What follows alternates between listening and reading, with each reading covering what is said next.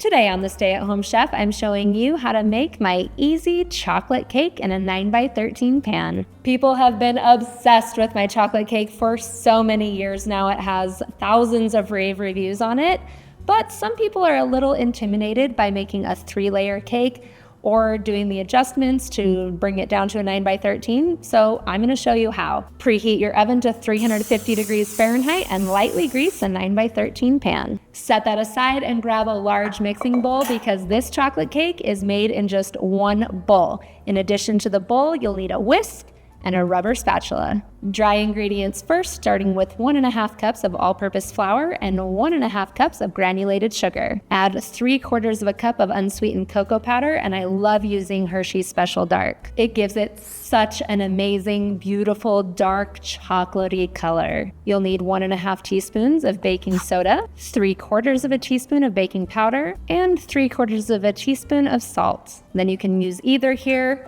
and whisk or stir it together until everything is combined. Add 2 large eggs, 3/4 cup of buttermilk, which will keep this nice and moist, 3/4 cup of warm water, and 1/4 cup of vegetable oil. And don't forget 1 teaspoon of vanilla extract, which enhances the flavor of chocolate. We're gonna whisk this until everything is smooth and combined. One of the most frequently asked questions I get with this chocolate cake is if they can use butter instead of vegetable oil, because for some reason people think the butter must be better and have a better flavor.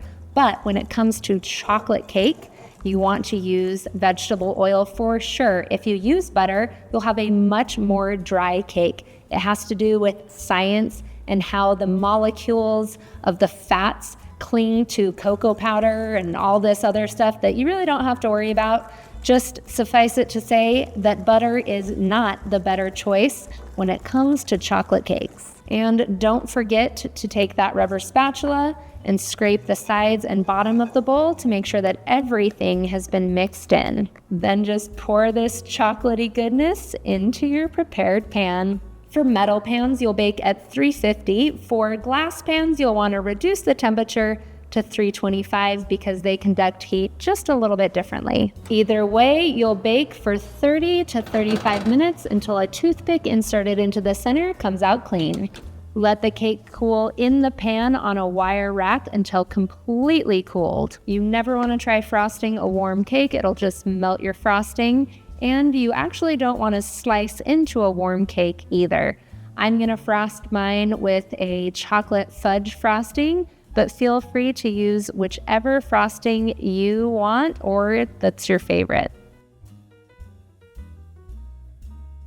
Thanks for watching. You can find the full written recipe in the video description. Be sure to subscribe, like, and follow, and check out the rest of my videos where you can find hundreds of restaurant quality recipes you can easily make at home. We'll see you later.